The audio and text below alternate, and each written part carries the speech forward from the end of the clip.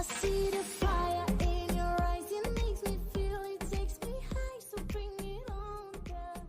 Hello friends, इस episode की शुरुआत में हम देखते हैं कि शुई अपनी फ्रेंड्स के साथ बात कर रही होती है। जायो चैन उससे पूछने लगी कि तुम्हें दो क्यूट बॉयज के साथ रहकर कैसा फील हो रहा है। शुई कहने लगी कि पता नहीं क्यों पर जब भी मैं उन दोनों को देखती हूँ तो मुझे स्नीजिंग शुरू हो जाती है। जी चैन कहने लगी कि ये तो लव का सिग्नल है। तभी उसकी दूसरी फ्रेंड कहने लगी कि ये कोई लव का सिग्नल नहीं है, तुम्हें ठंड लग गई होगी और इसीलिए तुम्हें स्नीजिंग हो रही है। तभी जायो चैन कहने लगी कि तुम आज चेक करना कि तुम्हें फैंग को देखकर स्नीजिंग होती है या फिर लियोबिन को देखकर। तभी उसकी दूसरी फ्रेंड कहने लगी कि तुम सिर्फ ये चेक करना कि उन दोनों में से किसी को कोल्ड तो नहीं हुई, हो सकता है उनकी वजह से तुम्हें भी ठंड लग गई हो। इसके बाद अगले सीन में हम देखते हैं कि शुई घर जाकर अपना फीवर चेक करती है पर उसे कोई फीवर नहीं था। फिर वो सोचने लगी कि कहीं मुझे स्नीजिंग किसी एलर्जी की वजह से तो नहीं हो रही। इसके बाद वो घर की हर चीज को स्मेल करके देखने लगी कि कहीं उसे किसी चीज से एलर्जी तो नहीं। वही फैंग और लियोबिन उसको ऐसी हरकतें करते हुए देख रहे होते हैं। लियोबिन कहने लगा कि कहीं ये नींद में तो नहीं चल रही, हम जाकर उसे उठा दे क्या, लेकिन फैंग उसे ऐसा करने से मना कर देता है। अगले सीन में हम देखते हैं कि फैंग और लियोबिन अपना अपना काम कर रहे होते हैं। तभी सुई लियोबिन के पास जाकर उसे स्मेल करने लगी। लियोबिन कहने लगा कि तुम ये क्या कर रही हो, कहीं तुम्हें मुझ पर क्रश तो नहीं। देखो मैं तुमसे प्यार नहीं करता, मैं सिर्फ फर्स्ट साइट लव में बिलीव रखता हूँ। इस पर सुई कहने लगी कि तुम मेरे टाइप के बिल्कुल नहीं हो। इसके बाद लियोबिन फिर से अपना काम करने लग जाता है और सुई उसे दोबारा स्मेल करने लगी। लियोबिन इस बार गुस्से में कहने लगा कि तुम आखिर चाहती क्या हो। ये सुनकर वो उसके पास से चली गई। इसके बाद वो फैंग के पास जाती है और उसे भी स्मेल करने लगती है। फैंग को ये देखकर थोड़ा वियर्ड लग रहा था लेकिन उसने उससे कुछ भी नहीं कहा। सुई को उन दोनों के पास जाकर स्नीजिंग नहीं हुई तो वो काफी खुश हो गई और वो सोचने लगी कि मुझे कोई एलर्जी नहीं हुई, चलो अच्छा हुआ, अब मेरी मेडिसिन के पैसे भी बच गए। इसके बाद नेक्स्ट मॉर्निंग का सीन दिखाया जाता है जहाँ फैंग उस बॉक्स का लॉक खोलने के लिए पहुंच जाता है। फैंग वहाँ के ओनर मिस्टर मैंग से कहने लगा कि मुझे इसके बदले में ये लॉक खरीदना है। इस पर मिस्टर मैंग इसके लिए हाँ कर देते हैं। फिर वो फैंग से कहने लगे कि इस बॉक्स के अंदर जो भी आर्ट पीस होगा उसको हमारे एक क्लाइंट मिस्टर जिन खरीदने वाले हैं, लेकिन उनको यहाँ आने का टाइम नहीं था तो उन्होंने अपनी एक लॉयर को भेजा है, तुम उनके आने पर उनके सामने ही इसका लॉक खोलना। अगले सीन में हम देखते हैं कि लॉयर मिस यू वहाँ आ जाती है और उनके साथ साथ सुई भी आई थी क्योंकि मिस यू उसकी सीनियर है। सुई जब फैंग और लियोबिन को वहाँ देखती है तो उनसे कहने लगी कि तुम दोनों यहाँ क्या कर रहे हो। फैंग बताने लगा कि हम यहाँ इस बॉक्स का लॉक खोलने आए हैं। इसके बाद फैंग उस बॉक्स का लॉक खोलने लगता है और सुई उसकी वीडियो बना रही होती है।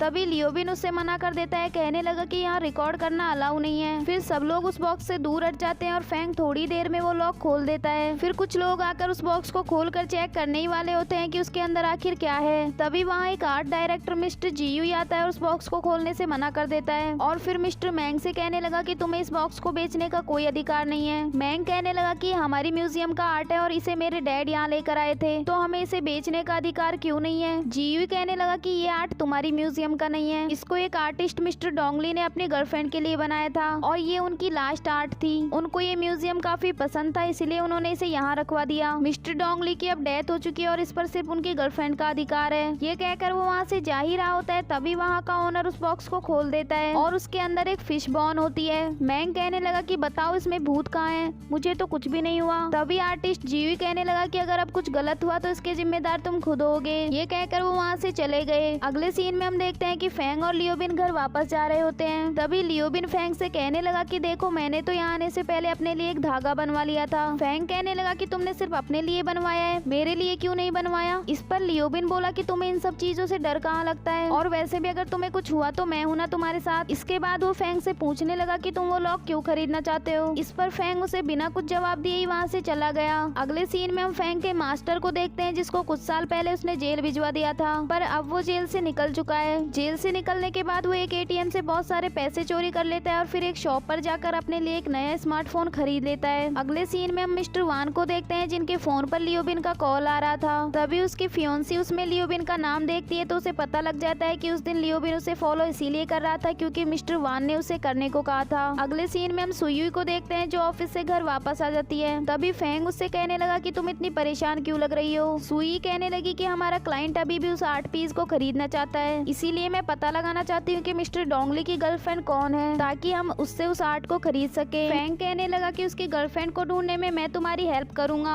तभी शुई कहने लगी कि तुम हर प्रॉब्लम में मेरी हेल्प करते हो, यहाँ तक कि तुमने मुझे अपने घर की चाबी भी दे दी, पर कभी कभी तुम काफी रूड और वियर्ड हो जाते हो, लेकिन मुझे यकीन है कि तुम एक अच्छे इंसान हो। फैंग कहने लगा कि तुम लोगों पर बहुत जल्दी विश्वास कर लेती हो, क्या तुम भूल गई कि कुछ दिन पहले तुम्हारे साथ क्या हुआ था। इस पर शुई कहने लगी कि भले ही मैं अभी तुम लोगों को अच्छे से नहीं जानती, पर मुझे यकीन है कि तुम और लियोबिन बहुत अच्छे इंसान हो। तभी अचानक से फैंग उसका हाथ पकड़ देता है और फिर उसके पास जाकर उसे किस करने लगा, लेकिन फिर वो उसे किस नहीं करता बल्कि उससे कहने लगा कि तुम्हें मेंस पर इतनी जल्दी ट्रस्ट नहीं करना चाहिए। ये कहकर वो वहाँ से चला गया। इसके बाद नेक्स्ट मॉर्निंग का सीन दिखाया जाता है जहाँ सुई ऑफिस जा रही होती है और वहीं लियोबिन ने आज जल्दी उठने के लिए अलार्म लगाया था, लेकिन वो उसे भी बंद करके फिर से सो गया। अगले सीन में हम फैंग को देखते हैं जो मिस्टर जीयू से मिलने गया था और उससे कहने लगा कि मुझे उस बॉक्स का लॉक खरीदना है। जीयू कहने लगा कि आपको पता है ना वो बॉक्स डोंगली की गर्लफ्रेंड का है। इस पर फैंग बोला कि भले ही वो बॉक्स उनका हो, लेकिन वो लॉक तो उस म्यूजियम के पुराने ओनर मिस्टर वैंग ने लगवाया था। और क्या आप मुझे बता सकते हैं कि मिस्टर डोंगली की डेथ कैसे हुई थी, क्योंकि मुझे लगता है कि पहले उस बॉक्स में फिश बॉन नहीं थी, बल्कि उस बॉक्स में मिस्टर डोंगली की डेड बॉडी छुपा कर रखी गई थी। इस पर जीयू कहने लगा कि तुम सिर्फ एक लॉक स्मिथ हो तो अपने काम से काम रखो। मिस्टर डोंगली एक हार्ट फेलियर थे, इसी वजह से उनकी डेथ हुई थी, लेकिन मरने से पहले उन्होंने अपनी गर्लफ्रेंड लीयून के लिए वो आर्ट तैयार की थी और उस बॉक्स में अभी भी वही आर्ट रखी हुई है। वहीं दूसरी ओर हम सुई को देखते हैं जो मिस्टर डोंगली के कॉलेज फ्रेंड से मिलने गई थी और वो उससे मिस्टर डोंगली की गर्लफ्रेंड के बारे में पूछने लगी। उनका फ्रेंड बताने लगा कि हाँ, कॉलेज में डोंगली की एक गर्लफ्रेंड थी जो मेडिकल स्टूडेंट थी और उसका नाम लीयून था। अगले सीन में हम देखते हैं कि फैंग घर आकर लियोबिन को बता रहा होता है कि मिस्टर डोंगली की गर्लफ्रेंड का नाम लीयून है। तभी लियोबिन कहने लगा कि मिस्टर वैन की फियोंसी का नाम भी तो लीयून ही है, कहीं ऐसा तो नहीं कि वही मिस्टर डोंगली की गर्लफ्रेंड थी और इसी वजह से अब उसका बिहेवियर चेंज हो गया हो। तभी सुई फैंग के पास एक फोटो भेजती है जिसमें डोंगली और लियोन कॉलेज में एक साथ थे। फैंग उस फोटो को देखकर लियोबिन से कहने लगा कि तुम फिर से मिस्टर वैन की फियोंसे के पास जाओ और ये पता लगाने की कोशिश करो कि वो डोंगली की गर्लफ्रेंड थी या नहीं। अगले सीन में हम देखते हैं कि लियोबिन उस लड़की के पास चला जाता है और वो एक फ्लावर शॉप में काम कर रही थी। लियोन उसे वहाँ देखकर कहने लगी कि तुम मुझे फॉलो कर रहे हो ना, मुझे पता लग गया है कि तुम्हें यहाँ वैन ने मेरी डिटेल्स निकालने भेजा है, लेकिन इस तरह तुम हमारी रिलेशनशिप प्रॉब्लम्स को सॉल्व नहीं कर सकते। इस पर लियोबिन कहने लगा कि नहीं, आज मुझे मिस्टर वैन ने यहाँ नहीं भेजा, मैं तो यहाँ तुमसे ये जानने आया हूँ कि तुम एक मेडिकल यूनिवर्सिटी की स्टूडेंट होकर एक फ्लावर शॉप में काम क्यों करती हो और क्या मिस्टर डोंगली तुम्हारे बॉयफ्रेंड थे। वही दूसरी ओर हम फैंग और सुई को देखते हैं जो लियून की यूनिवर्सिटी जाकर वहाँ के प्रोफेसर से लियून के बारे में पूछ रहे थे। प्रोफेसर बताने लगा कि लियून यहाँ की टॉप मेडिकल स्टूडेंट थी, पर वो एक अनाथ थी और वो अनाथ आश्रम में ही बड़ी हुई है। प्रोफेसर जियांग ही उसकी मेडिकल फीस भरती थी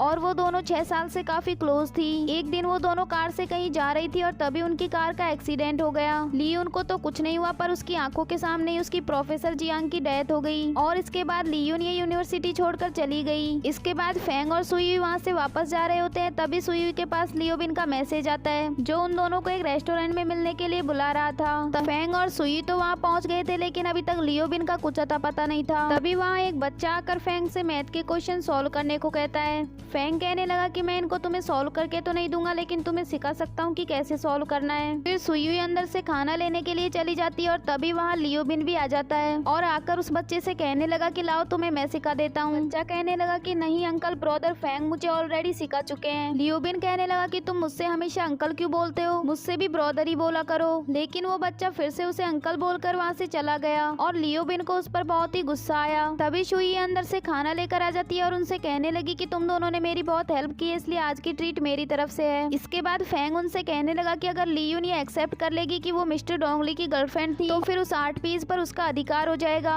और सिर्फ वो ही उसको बेच सकेगी। इसलिए कल मैं उसके अनाथ आश्रम में जाने वाला हूँ ताकि उसके बारे में और डिटेल्स निकलवा सकूं। डिनर के बाद सुई अंदर जाकर बिल पे करने लगती है, तभी लियोबिन बताने लगा कि बिल तो फैंग ने ऑलरेडी पे कर दिया है। इस पर सुई कहने लगी कि मैंने कहा था ना कि आज की ट्रीट मेरी तरफ से है। इसके बाद वो तीनों घर वापस जा रहे होते हैं, तभी सुई और लियोबिन फैंग से कहने लगे कि हम दोनों भी तुम्हारे साथ अनाथ आश्रम में चलेंगे। फैंग बोला कि ठीक है, पर इसके लिए तुम्हें कल सुबह जल्दी उठना पड़ेगा। इसके बाद नेक्स्ट मॉर्निंग का सीन दिखाया जाता है जहाँ फैंग और सुई तो अनाथ आश्रम जाने के लिए रेडी हो गए थे, लेकिन वहीं लियोबिन तो अभी भी सो ही रहा था। फिर फैंग उससे कहने लगा कि हम दोनों बाहर तुम्हारा वेट कर रहे हैं, जल्दी से रेडी होकर आ जाना। इसके बाद वो दोनों बाहर जाकर उसका वेट करने लगते हैं। सुई वहाँ खड़े खड़े एक्सरसाइज कर रही थी, तभी फैंग उसे देखकर हंसने लगा। सुई कहने लगी कि तुम मुझ पर हंस क्यों रहे हो, मुझे ये एक्सरसाइज मेरे दादाजी ने सिखाई थी और तुम कहो तो मैं तुम्हें भी सिखा देती हूँ। इसके बाद वो दोनों एक साथ वहाँ पर एक्सरसाइज करने लग जाते हैं। थोड़ी देर बाद लियोबिन भी वहाँ भागते हुए आ जाता है और उनसे कहने लगा कि तुमने मुझे उठाया क्यों नहीं, मैं अलार्म सेट करना भूल गया था। इसके बाद सुई ड्राइव करने वाली होती है, लेकिन लियोबिन बोला कि ये मेरी कार है तो ड्राइव भी मैं करूंगा। सुई कहने लगी कि तुम वापस आते टाइम ड्राइव कर लेना। तभी फैंग लियोबिन को जबरदस्ती पीछे वाली सीट पर बिठा देता है और इसके बाद वो वहाँ से चले गए। अगले सीन में हम देखते हैं कि वो तीनों बीच में कोल्ड ड्रिंक पीने के लिए रुक जाते हैं और लियोबिन कहने लगा कि आज मौसम कितना अच्छा है, चलो जल्दी उठने का कुछ तो फायदा हुआ। फैंग और सुई उसकी तरफ देख रहे होते हैं तो लियोबिन बोला कि तुम दोनों मुझे ऐसे घूर क्यों रहे हो, मैं बस अपनी फीलिंग्स ही तो शेयर कर रहा हूँ। फिर वो उन दोनों से साथ में एक पिक्चर लेने को कहता है, लेकिन फैंग और सुई उसे इग्नोर करते हुए वापस कार में चले गए। इसके बाद वो तीनों अनाथ आश्रम में पहुंच जाते हैं और वहाँ की ओनर उनको बताने लगी कि ली उनके पेरेंट्स बचपन में ही उसे यहाँ छोड़कर चले गए थे, फिर उसे एक कपल ने अडॉप्ट कर लिया। शुरू के कुछ साल तो उन्होंने ली उनको काफी अच्छे से ट्रीट किया, पर फिर वो भी उनको छोड़कर चले गए। ली उनका यहाँ एक फ्रेंड था जिसका नाम डोंगली था।